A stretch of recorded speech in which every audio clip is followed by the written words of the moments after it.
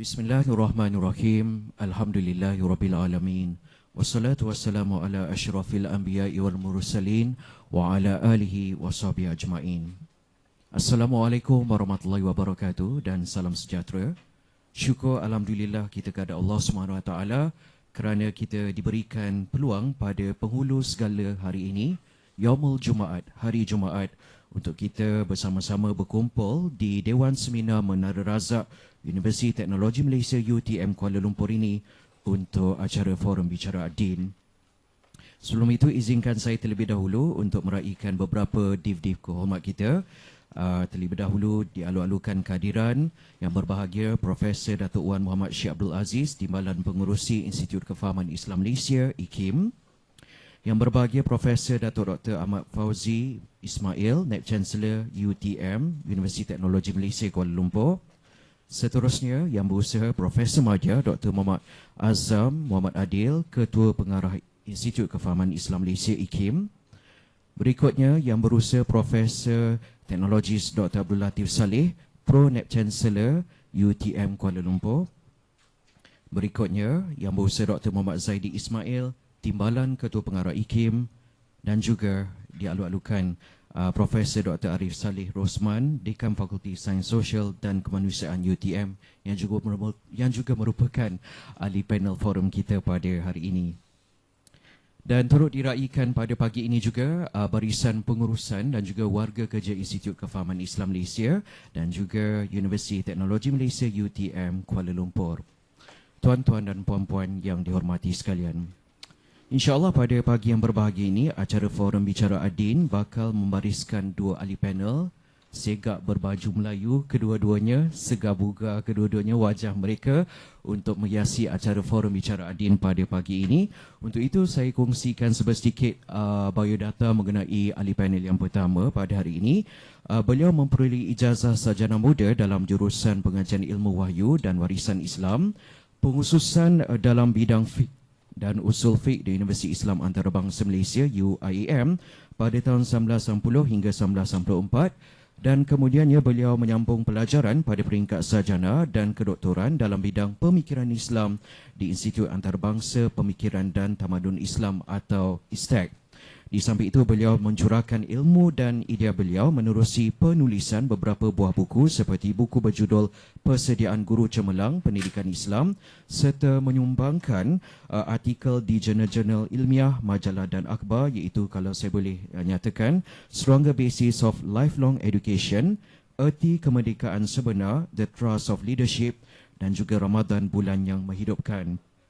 Malah beliau turut membentangkan kertas di pelbagai seminar di dalam dan luar negara, dan atas kesungguhan dan komitmen tinggi yang dipamerkan, beliau juga merupakan ahli Majlis Fatwa Kebangsaan, ahli panel pakar akidah Jabatan Kemajuan Islam Malaysia JAKIM, dan sehingga hari ini bertugas sebagai fellow utama dan juga pengarah di Pusat Kajian Syariah Undang-Undang dan Politik Syarak IKIM. Untuk itu, saya alu-alukan kehadiran Dr. Muhammad Farid Muhammad Syahran. Assalamualaikum, Dr.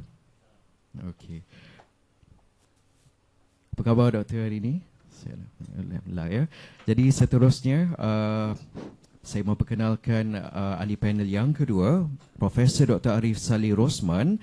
Merupakan anak kelahiran negeri Johor, dilahirkan pada bulan November 1975 di Kota Tinggi Johor, berkelulusan sarjana muda dengan kepujian pengajian Islam di Jordan, sarjana pengajian Islam Syariah Universiti Kebangsaan Malaysia UKM, dan Doktor Falsafah Fiqh dan Usul Fiqh Universiti Islam Antarabangsa Malaysia. Dan beliau merupakan Profesor Fiqh dan Usul Fiqh di Akademi Tamadun Islam, Fakulti Sains Sosial dan Kemanusiaan Universiti Teknologi Malaysia. Kini beliau diamanahkan sebagai Dekan Fakulti Sains Sosial dan Kemanusiaan UTM. Telah mengetahui 14 geran penyelidikan dalam bidang hukum, fiqh dan isu kefatwaan daripada pelbagai penaja, Kementerian Pengajian Tinggi, JAKIM, Majlis Agama Islam Negeri Johor, Syarikat Sina, Himdalisis dan UTM dengan jumlah kumulatif geran RM700,000. Beliau juga merupakan penulis dalam bidang aplikasi pengajian Islam yang telah menghasilkan 24 buah buku karya asli, 2 buku terjemahan, 37 bab dalam buku dan sebagainya. Jadi insya-Allah pada hari ini Forum Bicara Ad-Din kita bakal mengupas tajuk berkenaan peranan ilmu dan akhlak dalam membangunkan peradaban. Saudara, peradaban dan tamadun merupakan nikmat sekaligus amanah yang perlu dipelihara, dipertahankan dan dikekalkan tanpa noktah masa. Di sinilah letaknya peranan, ilmu dan akhlak yang sewajarnya menjadi teras kepada pembinaan tamadun yang juga menjadi kubu pertahanan kepada pembangunan fizikal walaupun ia hanya dapat dilihat dan disentuh oleh mata hati. Mungkin sebagai permulaan, saya mulakan dengan ahli panel kita yang pertama, Dr. Muhammad Farid. Mungkin sebagai permulaan Doktor dapat memberikan sedikit pencerahan kepada kita maksud definisi sebenar peradaban itu sendiri dan apakah sebenarnya perspektif Islam tentang membangun peradaban. Silakan Doktor. Bismillahirrahmanirrahim. Assalamualaikum warahmatullahi wabarakatuh. Alhamdulillah rabbil alamin. Wassalatu wassalamu ala Rasulillah wa ala alihi wa sahbihi ajma'in. Rabbi syrah li sadri wa yassir li amri wa hlul 'uqdatam min lisani yafqahu qawli. Terima kasih kepada saudara Ahmad Nazri selaku moderator.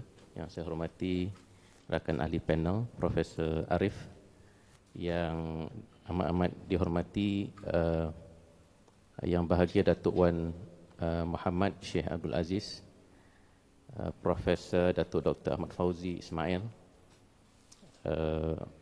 Profesor Madya Dr. Azam Adil, Profesor Dr. Abdul Latif Saleh, Dr. Zaidi selaku timbalan pengurusi, seterusnya semua hadirin dan hadirat yang dihormati sekalian. Terima kasih atas kesempatan yang diberikan berkaitan dengan persoalan yang dibangkitkan oleh saudara moderator berkaitan dengan peradaban, ta'rifnya dan bagaimana kita melihat orang Islam, bagaimana kita melihat pembangunan sebuah peradaban. Kalau kita lihat peradaban ini atau yang disebut sebagai civilization di Barat ditakrifkan secara umumnya sebagai tahap ketinggian satu-satu pembangunan insan atau manusia. The stage of human, political, cultural and social development that is seen at its most advanced stage.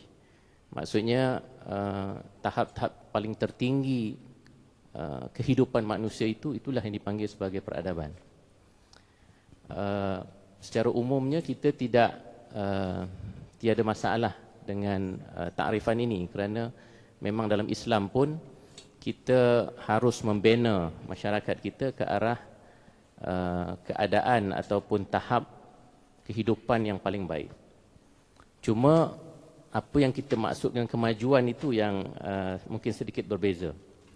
Dalam Islam, apa yang kita faham sebagai yang paling maju itu ialah apabila masyarakat yang ada dalam sesebuah negara dan bangsa itu berada dalam keadaan yang paling tinggi nilai akhlaknya dan nilai ilmunya. Dan itu yang harus menjadi teras kepada peradaban dalam konteks Islam. Sebab itulah bila kita ingin menilai sesebuah peradaban dalam Islam, kita punya indikator ataupun petanda kepada kehebatan peradaban itu harus kembali kepada dua ciri tadi, iaitu ciri keilmuan dan ciri akhlak yang bagi kita merupakan teras kepada pembinaan insan. Sebab peradaban tidak akan ada makna kalau insan atau manusia yang duduk dalam masyarakat itu tidak menggambarkan tahap keinsanannya yang sebenar. Kalau kita lihat kajian-kajian yang dibuat tentang peradaban oleh Barat, mereka meletakkan indikator-indikator peradaban. Tetapi secara umumnya, indikator-indikator itu masih banyak berkait dengan persoalan yang bersifat material. Sebab itu kadang-kadang peradaban-peradaban awal itu dilihat atau ditandai dengan kehebatan mungkin binaan-binaan, monumen-monumen yang ada pada peradaban tersebut. Kalau peradaban Mesir dulu dilihat dengan piramidnya. Kalau mungkin di di Indonesia itu mungkin borobudurnya kan. Tetapi bila kita nak melihat peradaban dari sudut Islam, mungkin itu bukan petanda-petanda atau indikator penting bagi kita, tapi indikator penting bagi kita adalah perkara-perkara yang membina kemanusiaan, membina keilmuan dan membina akhlak. Jadi mungkin kita harus pergi kepada indikator yang bersifat mungkin karya-karya agung yang ada dalam peradaban tersebut. Mungkin kita harus melihat indikator contoh-contoh manusia-manusia yang hebat dari sudut akhlaknya yang telah dibina oleh peradaban tersebut. Jadi itu mungkin indikator penting dalam konteks kita orang Islam apabila bercakap tentang peradaban. Jadi secara ringkasnya saya melihat peradaban itu dia ada akar dan dia ada buah-buah dan dahan-dahannya.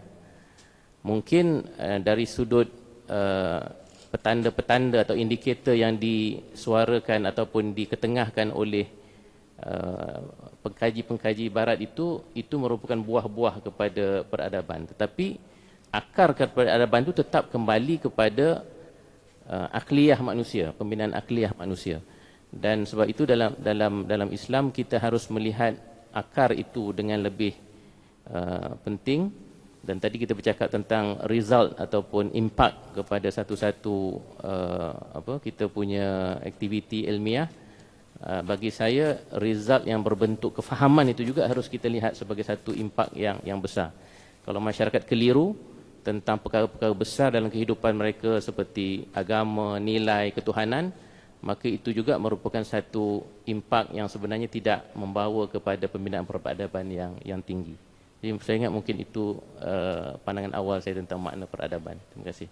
Ya, terima kasih Dr. Farid atas penjelasan dari segi makna peradaban dan juga dalam konteks perbincangan kita pada hari ini menerusi forum bertajuk Peranan Ilmu dan Akhlak dalam Membangun Peradaban.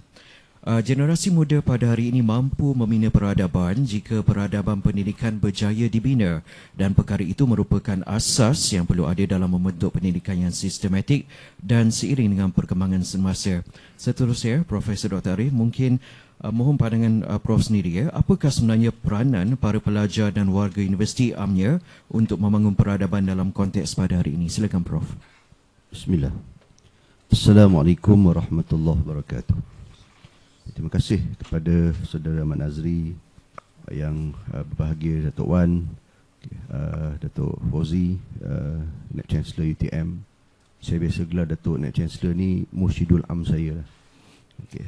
Penasihat, memberi pandangan. Bahagia Dr. Profesor Madya, Dr. Wan Azam, sahabat lama dan guru saya. Banyak belajar daripada beliau, undang-undang perbandingan semasa beliau di UiTM dan seminar-seminar. Okay, Prof Latif, rakan satu taman Prof, okay, walaupun duduk di JB, Prof Latif di KL. Okay, sahabat lama saya, ahli panel Dr. Farid. Kami bersama-sama sebagai fellow fatwa kebangsaan semenjak 2013. Okay, alhamdulillah sampai sekarang. Dan semua pegawai-pegawai kanan universiti, pegawai kanan IKIM. Dan alhamdulillah pada pagi ini diberi peluang oleh Allah SWT. First time ni Datuk cakap dengan orang IKIM ni kan, bicara adin tu, impaknya tinggi tu. Jadi alhamdulillah lah, terima kasih Harzaif Kesis menginisiatifkan perkara ini dan menjadi asbab untuk saya berkumandang di Radio IKIM insya-Allah. First time. Baik, jadi bicara kita pada hari ini berkenaan dengan peradaban, dan kita di UTM ini pusat peradaban tu memang masyhur lah. Satu di KL ni Azif Kesis kita guna peradaban. Di UTM JB kita guna Akademi Tamadun Islam. Jadi dua-dua istilah kita pakai. Peradaban pun kita guna, okey, di Azif Kesis, dan tamadun kita guna di Johor Bahru. Okay, bicara kita berkenaan dengan bagaimana peranan yang Saudara Mat Nazri biasa dengar dalam radio, dapat live lagi suara sama macam live dan dalam radio pun sama. Berkenaan dengan apa peranan pelajar universiti, berkenaan dengan membina peradaban berteraskan kepada ilmu. Jadi jika kita menelusuri sejarah, okay, manusia pertama yang Allah Subhanahu Wa Taala turunkan ke muka bumi untuk mengimarahkan muka bumi ni. Itu Nabi Adam alaihissalam. Walaupun ada kajian-kajian yang menyatakan bahawa sebelum Nabi Adam itu ada makhluk-makhluk yang seumpama manusia, itu kita keluar daripada perbahasan itu. Cuma kita mengatakan bahawa Nabi Adam yang menjadi Nabi yang pertama diutuskan oleh Allah Subhanahu Wa Taala, dan Allah menyatakan sebagaimana dalam Al-Quran, wa 'allama Adam al-asma' kullaha. Allah Subhanahu Wa Taala mengajarkan kepada Nabi Adam ini al-asma', yang ditafsirkan oleh para ulama sebagai asas kepada ilmu-ilmu. Sebagai satu bentuk persediaan Nabi Adam alaihissalam yang Allah lantik sebagai khalifah. Inni ja'ilun fil ardi khalifah. Aku jadikan Adam ini sebagai khalifah di atas muka bumi. Okay. Jadi Nabi Adam alaihissalam, Allah berkalkan kepada baginda ilmu al-asma'. Dan dengan ilmu itulah Nabi Adam alaihissalam mula membina peradaban dan ketamadunan manusia. Ketamadunan Bani Adam. Mungkin ketamadunan Bani Jin itu lebih awal. Itu kita di luar konteks, sebab jin pun ada tamadun dia. Dia ada peradaban dia yang tersendiri. Dia ada teknologi dia yang tersendiri. Okay. Tapi yang kita bicarakan ini adalah peradaban Bani Adam. Okay. Anak Adam. Jadi Nabi Adam alaihissalam Allah utus beserta dengan ilmu, menggambarkan bahawa betapa pentingnya ilmu itu dalam membina ketamadunan manusia. Dan Dr. Farid menyebutkan tadi bahawa dalam kita membina peradaban, antara aspek yang paling penting ditekankan adalah pembinaan individu, diri seseorang. Okay. Kerana individu-individu inilah yang akan mencorakkan apakah jenis dan bentuk peradaban dan ketamadunan, sama ada secara fizikalnya ataupun secara kerohaniannya. Jadi sebab itu kita kaitkan pula dengan wahyu pertama yang Allah SWT turunkan kepada Nabi Muhammad SAW. Okay. Apabila Nabi berada di Gua Hira, yang para ulama menyatakan sebagai satu persediaan untuk Nabi SAW mencari hakikat hubungan Tuhan dan hamba, untuk mengenal Tuhan. Maka Allah SWT turunkan wahyu pertama di Gua Hira. 5 ayat awal surah Al-Alaq. Bismillahirrahmanirrahim. Iqra' bismi rabbikal ladzi khalaq. Khalaqal insana min 'alaq. Iqra' wa rabbukal akram. Alladzi 'allama bil qalam. 'allamal insana ma lam ya'lam. 5 ayat pertama ini Allah Subhanahu Wa Taala perintahkan kepada Nabi SAW, Iqra', bacalah. Dan kita, jika kita membaca penulisan-penulisan para sarjana berkenaan dengan pembentukan peradaban dan ketamadunan dalam Islam, takkan boleh lari daripada konsep Iqra' ini. Maka sebab itu, aplikasinya kalau kita lihat, yang persoalan tadi, macam mana diaplikasikan di universiti. Inilah uniknya UTM. Kena bangga UTM tu, walaupun ada wahyu ATM di sini. Jadi kita tidak berkonflik. Kita saling melengkap antara satu sama lain. Dasar yang diamalkan, bagaimana tadi Dr. Azam kata, anda tarikkan UTM ini pada moto kerana Tuhan untuk manusia itu. Tapi yang lebih dasarnya adalah kita lihat falsafahnya. Kita meletakkan hukum Allah sebagai asas ilmu. The divine law of Allah is the foundation of knowledge.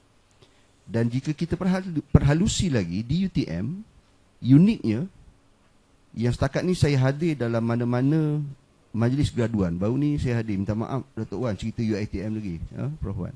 Anak saya graduan diploma UiTM Bahasa Gudang, kita hadir ke Shah Alam. Saya tunggu juga ada tak macam di UTM. Okay. Di UTM, graduasi, mula-mula kita akan baca 5 ayat terawal surah Al-Alaq ni. Jadi saya highlightkan, bila kita berbicara bersama dengan warga UTM, apakah rahasia di sebalik itu? Kenapa? Apabila graduan, sebelum nak baca doa, akan dibacakan 5 ayat terawal surah Al-Alaq ini. Nak menggambarkan betapa dekatnya penghayatan asas keilmuan itu untuk membina institusi pendidikan bagi membina tamadun. Okay. Jadi Allah perintahkan Iqra', baca. Dan baca ini, kita dengar series of lecture Prof Wan Muhammad Noor yang mengupas berkenaan dengan konsep baca, beliau mengatakan kita bukan hanya sekadar untuk membaca teks yang bertulis itu sahaja, tetapi kita juga membaca teks alam. Yang ulama menyatakan ayat Allah itu ada yang makru'ah, ada yang manzurah. Ayat Allah yang makru'ah itu Al-Quran yang Allah turunkan. Allah suruh Nabi baca, Allah suruh kita baca. Dan dalam masa yang sama ada tanda-tanda keagungan Allah itu dalam bentuk ayat-ayat, tanda-tanda yang dilihat, iaitu alam. Ayat manzurah inilah iaitu ilmu-ilmu yang kita menggunakan proses pentaakulan, berfikir untuk membina tamadun. Daripada situlah lahirnya ilmu sains, teknologi, kejuruteraan dan apa-apa juga bidang ilmu. Apabila kita berinteraksi dengan alam, kita mengkaji alam di langit, kita lahirkan ilmu astronomi. Di bumi kita mengkaji alam, lahirlah fizik, kimia, biologi. Kepakaran Datuk Fauzi berkenaan dengan air, minyak di alam. Di alam. Jadi ini ayat-ayat Allah, tanda-tanda kebesaran Allah al-manzurah yang kita lihat, yang bila kita berinteraksi, bila kita membaca alam itu, maka dia melahirkanlah ilmu. Maka untuk menjawab persoalan Saudara Ahmad Nazri tadi, maka tidak boleh lari bahawa terasnya dalam membina tamadun, daripada awal lagi Nabi Adam Allah utus ke bumi, Allah bekalkan ilmu, dan wahyu pertama pula Allah turunkan kepada Nabi Muhammad SAW yang menjadi asas kepada pembinaan peradaban Islam.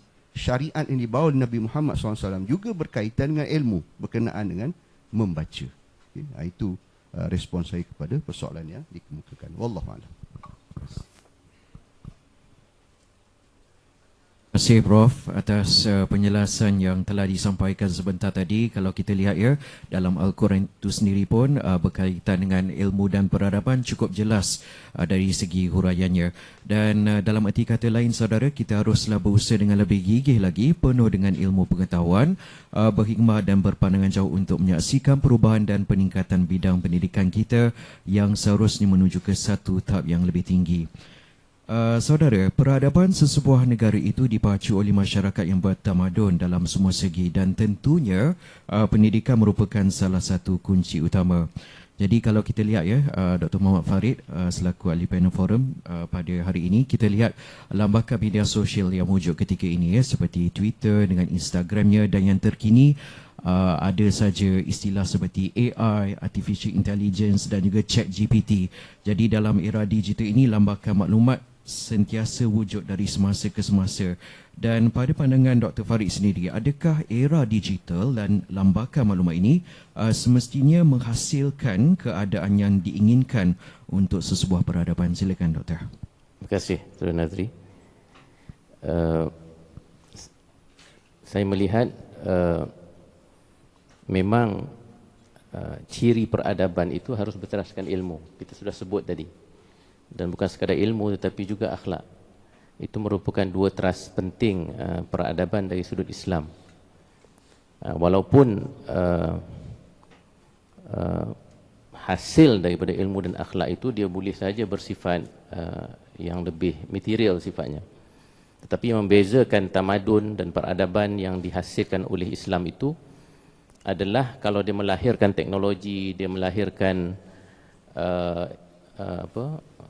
produktiviti yang memberi kesenangan kepada manusia, dia tetap akan memelihara aspek-aspek kemaslahatan dan kemanusiaan itu sebagaimana yang diajar oleh agama.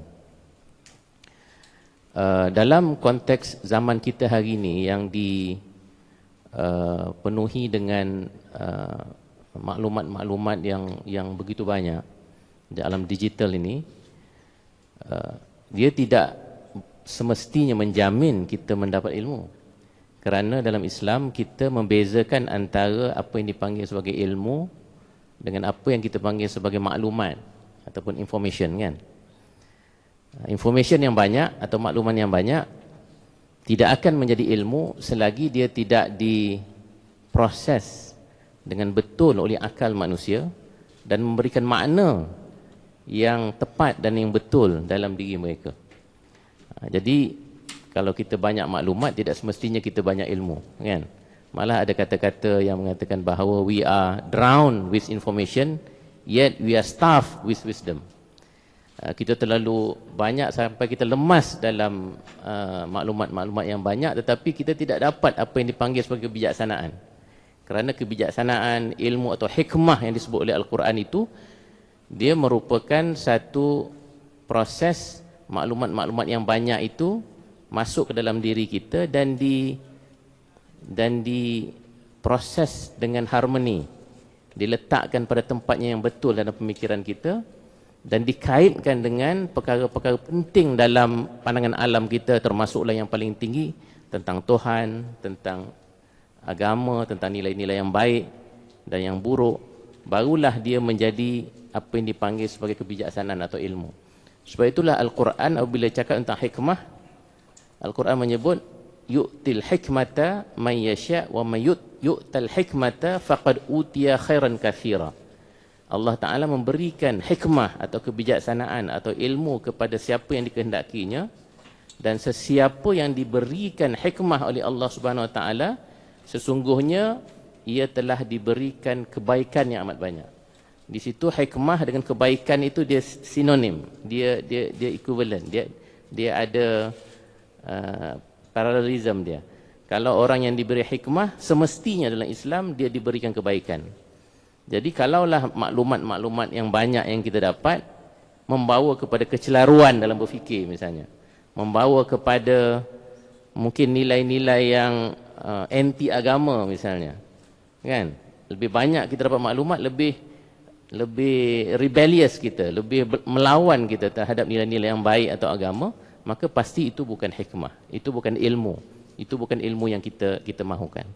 Sebab itu saya lihat apa yang ditonjolkan oleh pandangan alam Islam ini berkaitan dengan ilmu ada beberapa ciri. Ini ringkas saja Nazri ya. Yang pertama sekali, dalam Islam ilmu yang membawa pada peradaban itu dia mestilah ilmu yang bersifat fadilah. Fadilah. It must be virtuous in nature. Sebab ilmu memang salah satu daripada apa yang disebut sebagai 4 cardinal virtues, 4 induk nilai-nilai keutamaan dalam Islam, iaitu wisdom ataupun hikmah. Itu merupakan nilai yang paling tinggi yang diiktiraf bukan sahaja oleh Islam tetapi oleh para pemikir sejak zaman Yunani dulu. Sudah meletakkan wisdom ini sebagai hikmah atau virtue yang paling tinggi. Dan untuk mendapat ilmu yang bersifat fadilah ataupun yang Quran sebut sebagai yang membawa kepada kebaikan itu, ilmu itu harus dicari sebagai satu nilai yang tertinggi dalam masyarakat dan bukan sebagai alat kepada sesuatu yang lain. Ini Imam Al-Ghazali ada bicara dalam Kitabul Ilm Ihya Ulumuddin itu, mengatakan bahawa sifat ilmu ni dia boleh jadi a means to an end, dia boleh jadi satu alat kepada satu matlamat, tetapi dia juga boleh menjadi matlamat pada dirinya sendiri, an end by itself. Dan seharusnya orang Islam, kata Imam Ghazali, kita harus melihat ilmu itu sebagai satu matlamat. Hari ini sistem pendidikan kita, kadang-kadang orang masuk kelas, masuk universiti pun dia nakkan sijil itu saja. Dan sijil itu nanti akan ditukarkan kepada mungkin kerja apa semua kan. Tak salah, itu tidak salah, kerana kalau tidak, macam mana kita nak survive dalam hidup pada hari ini tanpa pekerjaan. Tetapi apa yang diajar oleh Islam ialah kita sendiri harus menghargai ilmu itu sebagai satu virtue yang tinggi. Dapat ilmu itu sendiri sudah menjadikan kita tercerah, kan? Kita menjadi seorang yang begitu bercahaya. Al-ilmu nurun wa nurullah la yu'ta lil 'asi, kata Imam Syafi'i. Ilmu itu cahaya, dan cahaya Allah itu tidak akan masuk kepada orang-orang yang kotor jiwanya. Jadi ilmu itu harus didekati sebagai satu fadilah. Itu penting. Dan antara ciri fadilah itu, dia tidak dicari kerana perkara-perkara lain. Lebih-lebih lagi kita jadikan ilmu itu sebagai alat kepada perkara yang lebih rendah nilai dia daripada ilmu. Sebab itu Sayyidina Ali kata, al-ilmu misalnya khairun minal mal. Ilmu ni lebih baik daripada kekayaan. Li'annal ilmu hakim wal mal mahkum. Kerana ilmu itu dia hakim, dia yang menentukan apa yang baik dan apa yang buruk. Sedangkan harta ni kita yang kena menghukum dia. Kita kena letak dia kat sana, dekat sini, kena simpan, kadang-kadang kena curi, kadang-kadang kita rugi. Sedangkan ilmu tidak pernah rugi kerana dialah yang akan menjadi menjadi neraca dan juga cahaya kepada kita untuk kita melihat hakikat-hakikat dan kebaikan-kebaikan. Jadi sebab itulah susah nak membina kefahaman bahawa ilmu ini fadilah. Sebab hari ini ilmu semua dilihat sebagai alat. Barat bercakap tentang knowledge is power. Again, dia menjadi satu means to an end kan. Ilmu itu digunakan untuk menjajah, ilmu itu digunakan untuk mungkin menzalimi orang lain. Sedangkan dalam Islam ilmu itu diangkat bukan oleh manusia tetapi diangkat oleh Allah Subhanahu wa taala. Yarfa'illahu allazina amanu minkum wallazina utul ilma darajat, kata Allah. Allah mengangkat martabat orang yang beriman dalam kalangan kamu dan orang yang berilmu itu dengan darajat-darajat yang tinggi. Jadi kehebatan ilmu ni bukan kehebatan social convention, dia bukan dibuat oleh masyarakat, tetapi dia diangkat oleh pencipta kita sendiri, iaitu Allah Subhanahu wa taala. Dan satu dua lagi Nazri, ilmu yang membawa kepada peradaban itu ialah ilmu yang memberikan makna yang benar dan bukannya kekeliruan, macam kita sebutkan tadi. Kan, maknanya kena ada guru lah, kan, tak boleh ilmu ni main YouTube saja kita punya sumber, ataupun Wikipedia, yang lebih-lebih lagi sekarang ni artificial intelligence. Chat GPT pun boleh bagi kita satu thesis yang dah lengkap dah. Bagi tajuk saja dia dah boleh provide assignment ataupun thesis yang sudah lengkap. Tapi kita entah tak tahu, banyak mungkin fakta-fakta yang tidak betul dalamnya. Kerana apa? Kerana dia bukan datang daripada sumber yang kadang-kadang yang benar dan lain-lain. Dan akhir sekali Nazri, ilmu yang membawa kepada peradaban yang benar itu dia mesti dicari dengan ikhlas dan dengan kesungguhan. Hari ini disebabkan oleh banyak kepentingan-kepentingan lain yang mendasari ilmu kita, kita sudah tidak lagi bersungguh-sungguh mencari ilmu kerana kehebatan ilmu itu sendiri. Imam Al-Ghazali mengingatkan kita, dia kata al-ilmu la yu'tihi nisfahu hatta tu'tihi kulluka. Ilmu itu tidak akan memberikan dirinya kepada kamu walaupun separuh sebelum kamu memberikan seluruh diri kamu kepadanya.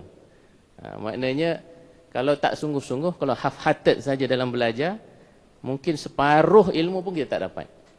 Tetapi kalau kita memberikan sepenuhnya diri kita kepada ilmu, insya-Allah dengan izin Allah, dengan niat yang ikhlas, Allah Ta'ala akan memberikan apa yang dipanggil fadilah ilmu itu kepada kita. Wallahu a'lam. Terima kasih Dr. Farid. Dalam arti kata lain saudara, hargailah dan manfaatkanlah ilmu yang kita perolehi. Dan sebenarnya apabila kita memperolehi sesuatu sumber itu, kita perlu menyelidikinya dulu seperti mana yang telah dinyatakan oleh Dr. Farid sebentar tadi dari segi kesahihannya dan juga kebenarannya. Aristotle pernah berkata, adab dan sopan lebih penting daripada makan dan minum, manakala Hamka pula pernah berkata, kecantikan yang abadi terletak pada keelokan adab dan ketinggian ilmu seseorang, bukan terletak pada wajah dan pakaiannya. Malahan Nabi Muhammad SAW pernah berpesan, jagalah dirimu dengan baik-baik, usahakanlah kemuliaanmu, kerana engkau dipandang manusia bukan kerana rupa, tetapi kerana kesempurnaan budi dan adab. Dan sesungguhnya petikan-petikan ini jelas menunjukkan bahawa adab dan akhlak ialah elemen yang sangat penting dalam kehidupan. Akhir sekali saya beralih pula kepada Profesor Dr. Arif. Mungkin dapat doktor berikan sedikit pencerahnya, memandangkan hari ini rata-rata yang berada di Dewan Seminar kita ini terdiri daripada warga universiti. Mungkin dapat doktor perjelaskan dari segi apakah perkara-perkara yang perlu diberi perhatian oleh warga universiti, khususnya dalam soal peranan dan pemupukan akhlak demi agenda yang lebih besar, iaitu pembinaan peradaban Islam itu sendiri. Silakan doktor. Prof. Bismillahirrahmanirrahim. Allahumma salli ala sayyidina Muhammad wa ala alihi man walah. Terima kasih kepada saudara moderator, rakan saya Dr. Farid dan seterusnya tuan-tuan puan-puan yang dirahmati oleh Allah SWT sekalian. Kita berpindah pula kepada persoalan adab. Untuk kita lihat apakah perkaitan di antara ilmu dan adab. Baik. Jadi saya nak kembali kepada asas yang sama yang saya nyatakan tadi. Kita merujuk kembali kepada 5 ayat terawal yang Allah SWT wahyukan kepada Nabi Muhammad SAW. Okay. Jadi kalau kami di UTM ini, apabila kita dah katakan tadi, kita meletakkan wahyu pertama ini sebagai satu simbol untuk difahami oleh seluruh warga Akademia UTM, maka kita perlu faham hubungan di antara Iqra yang menjadi suruhan kita menuntut ilmu dengan kait atau ikatannya. Allah SWT tidak hanya sekadar menyuruh hambanya membaca, tetapi Allah meletakkan syarat. Membaca itu bagaimana? Iqra bismi rabbikal ladzi khalaq. Bacalah dengan nama Tuhanmu yang mencipta. Jadi jika kita boleh explore daripada sudut pentafsiran dengan nama Tuhan, dengan nama Allah, ia menjadi suatu rujukan teras hubungan adab seorang hamba dengan pencipta. Allah SWT menjelaskan antara asas-asas yang perlu kita faham dalam usaha pencarian ilmu ini. Jadi usaha cari ilmu, Iqra, kita membaca, sama ada kita baca tadi adalah ayat-ayat Allah yang termaktub, ayat-ayat makru'ah, iaitu Al-Quranul Karim, atau ayat-ayat Allah yang bersifat dilihat, ayat manzurah, itu alam semesta yang Allah cipta yang melahirkan pelbagai ilmu-ilmu sains, teknologi dan seumpamanya. Dia mesti diikat dengan yang Dr. Farid sebut tadi, antara ciri ilmu yang bermanfaat, yang mendatangkan hikmah kebijaksanaan itu, poin yang terakhir tadi adalah ikhlas.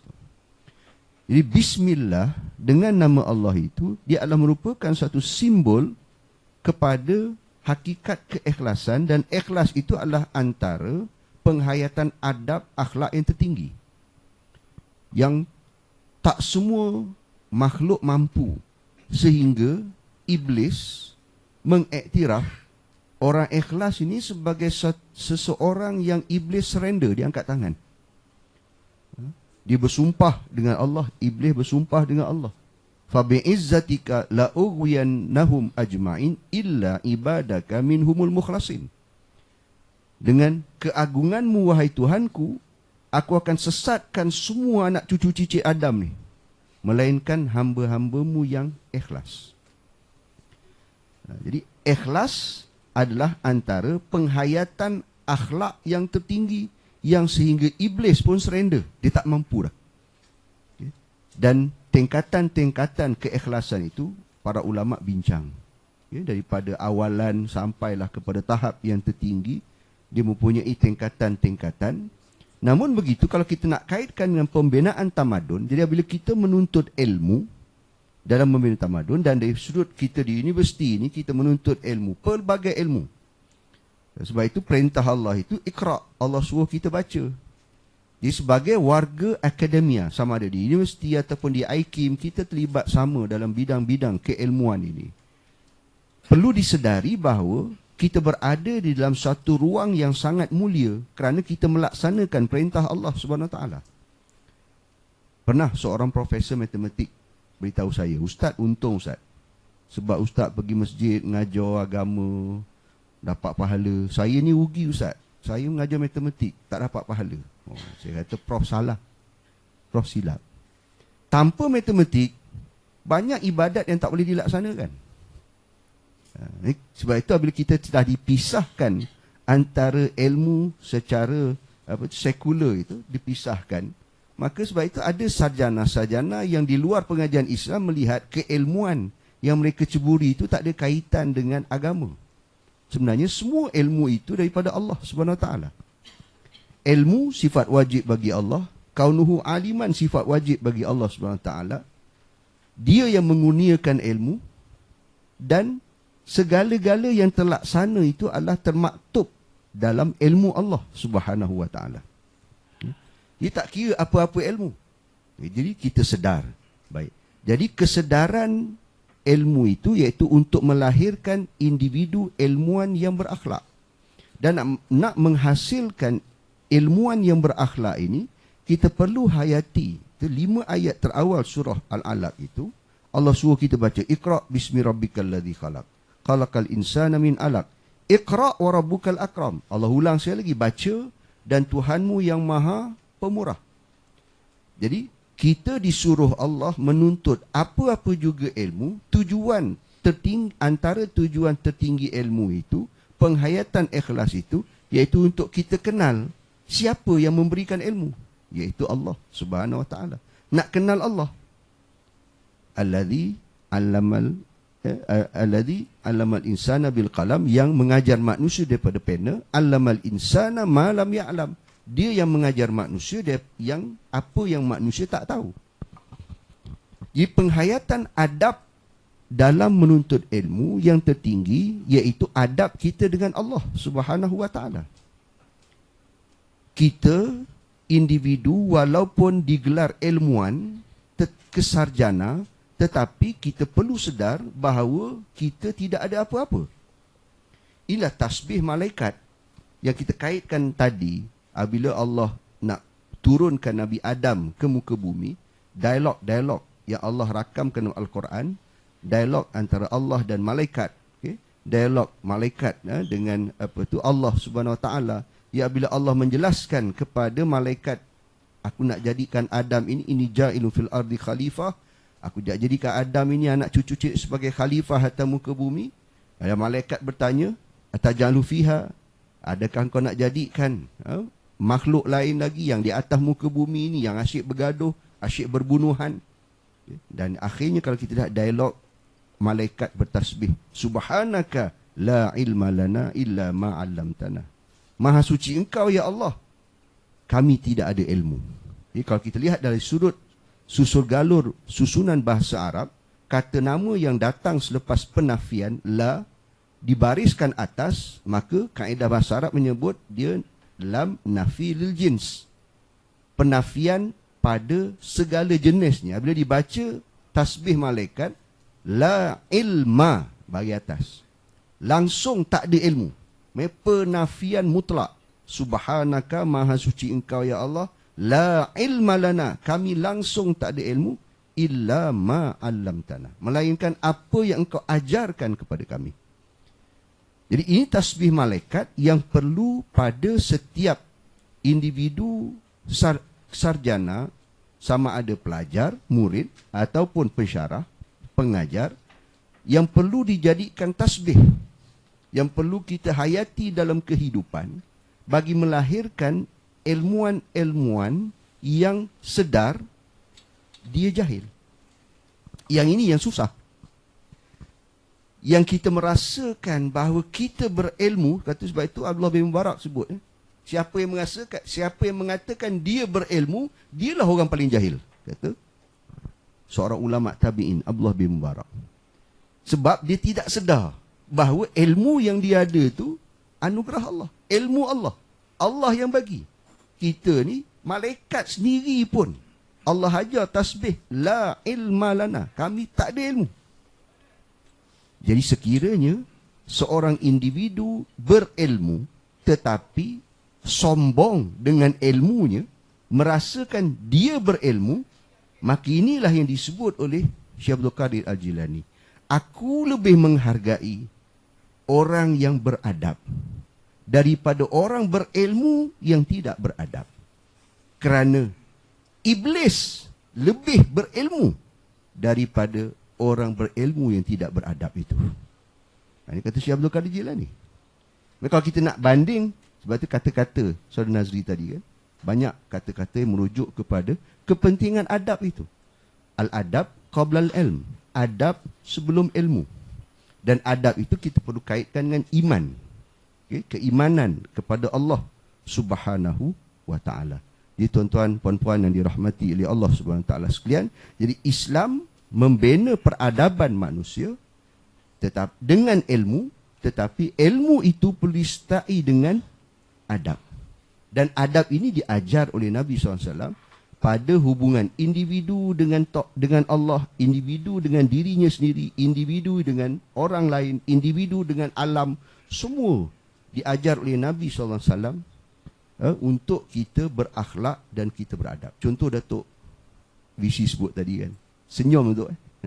Sebab saya memang jenis orang susah senyum, jadi mungkin Datuk masukkan saya tu. Kekok untuk senyum. Okay, saya pun belajar macam mana senyum yang terbaik. 1, 2, 3. 3 tu kan. Belajar dalam public speaking. Okey, senyum yang Nabi sebut. As-sadaqah apa tu? Itisamuka, senyum kamu kepada saudara kamu itu adalah sedekah, Nabi kata. Penzahiran adab. Okay. Bila kita menuntut ilmu, contoh dalam pembinaan adab ni, kalau kita boleh baca karangan Syekh Birgivi. Birgivi seorang ulama Turki abad ke-16, meninggal tahun 1573. Beliau banyak menulis berkenaan dengan komen-komen beliau kepada tahap adab masyarakat Osmaniyah waktu itu yang semakin merudum, semakin tidak elok. Dan kesannya kita lihat 1573 Birgibi meninggal dunia, akhirnya Osmaniyah semakin lemah dan semakin lemah. Kesan daripada beliau memerhatikan dari sudut bagaimana beradabnya seseorang itu dengan manusia lain, hubungan beradab seorang itu dengan Allah Subhanahu wa taala. Jadi jika kita duk merasa kita betul, kita berilmu, kita rasa kita betul, orang lain salah, maka itulah maksud iblis di dalam diri kita. Sifat keakuan, aku. Sebab tu iblis tak nak sujud kepada Nabi Adam, sebab dia kata ana khairun minhu, aku lagi baik daripada Adam. Iblis berilmu, kata Syekh Abdul Qadir Jilani. Ilmu dia lagi hebat daripada kita. Dia pernah duduk syurga. Kan tu kita tak, belum lagi tu kan. Walaupun roh kita asal daripada syurga, dia tak pernah duduk. Tapi iblis duduk dan dia dapat ilmu pula, bukan kaleng-kaleng punya ilmu bersama para malaikat. Kehebatan ilmu tanpa adab, kata Syekh Abdul Qadir Jilani, lebih baik aku lagi respect iblis kalau gitu. Kalau hanya sekadar ilmu tanpa adab. Hanya menjawab persoalan tadi, sebagai warga akademia, kita perlu sedar, semakin merasakan diri kita bodoh, maka disitulah semakin kita kenal hakikat diri dan kita kenal siapa Tuhan. Ma'rifatullah yang Allah sebut dalam ayat kelima surah Al-Alaq itu, allamal insana ma lam ya'lam. Dialah yang mengajar apa yang manusia itu tak tahu. Jadi kita rasa tak tahu.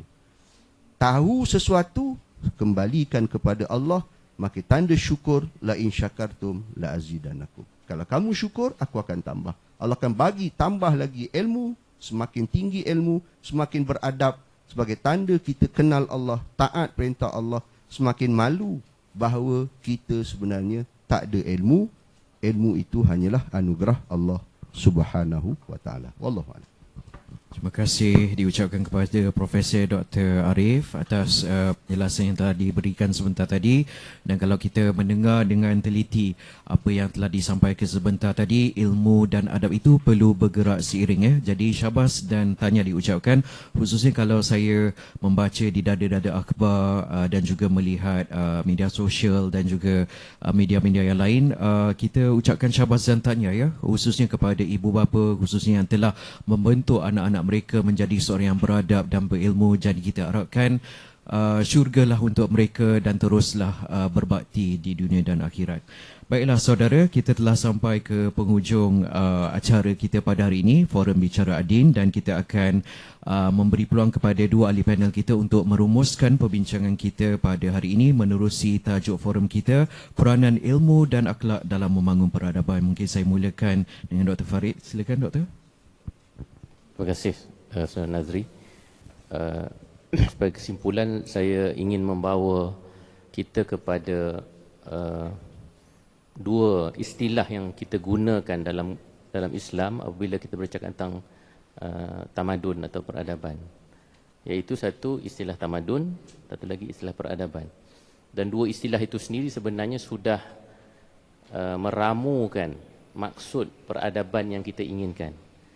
Pertamanya sekali tamadun. Betul, tamadun itu menurut sebahagian ahli bahasa dia datang daripada perkataan madana ataupun maddana yang bermaksud bandar ataupun binaan bangunan-bangunan. Tetapi kita juga kena ingat bahawa bandar yang pertama yang dibina dalam Islam ialah Madinatul Rasul. Kan, yang merupakan tempat pertama agama yang sempurna itu dijelmakan. Itulah Madinatul Rasul. Walaupun dia bandar, kan, dia urban, dia satu yang urban, yang very civilized. Tetapi Madinah dalam konteks apa yang Rasul bina itu adalah bandar yang punya cahaya agama yang cukup kuat. Jadi itulah semangat kalau kita nak bina peradaban pada hari ini, kita harus ingat bahawa nyawa kepada peradaban itu ialah agama. Dan Ibn Khaldun cakap benda yang sama dalam konteks Umran. Dia kata yang memanjangkan hayat satu-satu umran atau peradaban itu adalah penghayatan agama. Satu lagi asabiyah. Tapi yang agama tu lebih lagi, kata Ibn Khaldun. Jadi penting dalam konteks kita cakap tentang peradaban. Satu. Yang kedua istilah adab, peradaban. Macam Prof. Arif sebut tadi, terasnya ialah adab. Dan adab ini bukan sekadar yang mungkin disempitkan makna pada hari ini hanya merujuk kepada tata susila, sopan santun. Tetapi adab seperti yang Profesor Said Naqib Al-Attas sebut itu, adab itu meliputi dua sekali, ilmu dan amal. The recognition dan acknowledgement kepada hakikat segala sesuatu pada tempatnya yang betul. Jadi maknanya konsep adab ni konsep yang besar dan is a civilizational concept.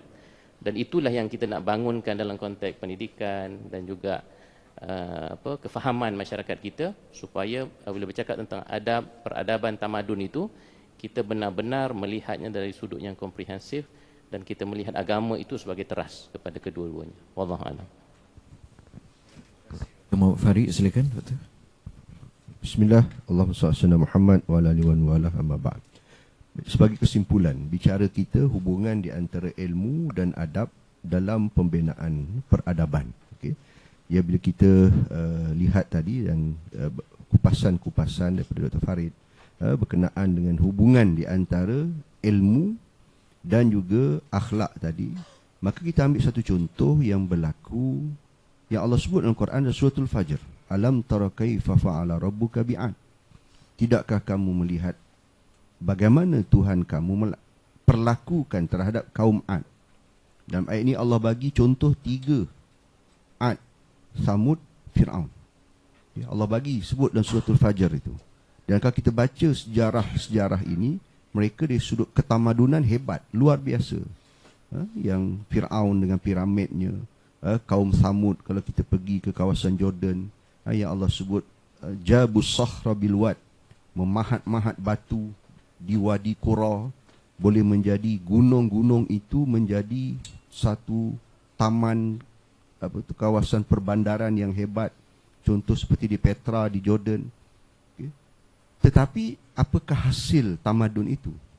Telah pun hancur. Ya, Allah suruh kita berfikir, kaifa fa'ala rabbuka, bagaimana Tuhan kamu telah perlakukan terhadap mereka itu. Tamadun mereka hebat. Jadi kita adakah mahu mengulangi sejarah itu? Punca kehancuran mereka kerana tidak beradabnya mereka dengan Allah Subhanahu Wa Taala. Itu perkara asalnya. Tidak mentauhidkan Allah itu tanda tak beradab dengan Allah, tidak berakhlak dengan Allah. Dan mereka membawa kerosakan yang Allah Subhanahu Wa Taala sebut, fa'aktharu fihal fasad. Mereka buat banyak kerosakan. Maka kita simpulkan, walaupun ilmunya hebat, dapat membina tamadun yang hebat, tanpa akhlak yang mulia, akhlak yang tertinggi, akhlak kita dengan Allah, terjelma akhlak kita dengan Allah itu akhlak kita dengan sesama manusia, dengan sesama rakan sekerja, dengan sesama khalayak, sesama komuniti. Tanpa ada akhlak itu, tamadun yang hebat yang dalam sejarah telah pun hancur, yang Allah suruh kita fikirkan bersama-sama. Maka sebab itu kembali kepada terasnya yang ulama kata adab qabla al-ilm. Adab, penghayatan akidah yang betul sebelum ilmu, dan bila dicantum kedua-duanya, hebatlah. Sebagaimana contoh Dr. Farid sebut, bagaimana Nabi Muhammad SAW berjaya membina tamadun Islam yang pertama di Madinah Al-Munawwarah. Wallahu a'lam. Terima kasih diucapkan kepada Profesor Dr. Arif. Dan saudara, untuk makluman anda, Majlis Forum Bicara Adin ini dirakam oleh pihak TV IKIM dan akan disiarkan di Radio IKIM. Dan untuk makluman dari semasa ke semasa, anda bolehlah merujuk ke laman Facebook TV IKIM dan juga laman Facebook ikim.fm, ya. Dan sekalian bahagian buat dua ahli panel forum kita pada pagi ini, iaitu Dr. Muhammad Farid Muhammad Syahran selaku Pengarah Pusat Syariah, Undang-Undang dan Politik Institut Kefahaman Islam Malaysia, dan juga yang berbahagia Profesor Dr. Arif Saleh Rosman merupakan Dekan Fakulti Sains Sosial dan Kemanusiaan Universiti Teknologi Malaysia UTM, atas kesudian bersama-sama berkongsi mutiara ilmu. Moga ianya menjadi azimat, panduan dan pegangan untuk kita semua, khususnya para hadirin yang hadir pada hari ini. Dan diucapkan terima kasih juga kepada anda yang berada di Dewan Seminar Menara Razak UTM Kuala Lumpur ini. Kesediaan anda amatlah dihargai. Dengan itu, sekian sahaja daripada saya, Ahmad Nazri Muhammad Yusof. Wabillahi taufiq wa hidayah. Wassalamualaikum warahmatullahi wabarakatuh.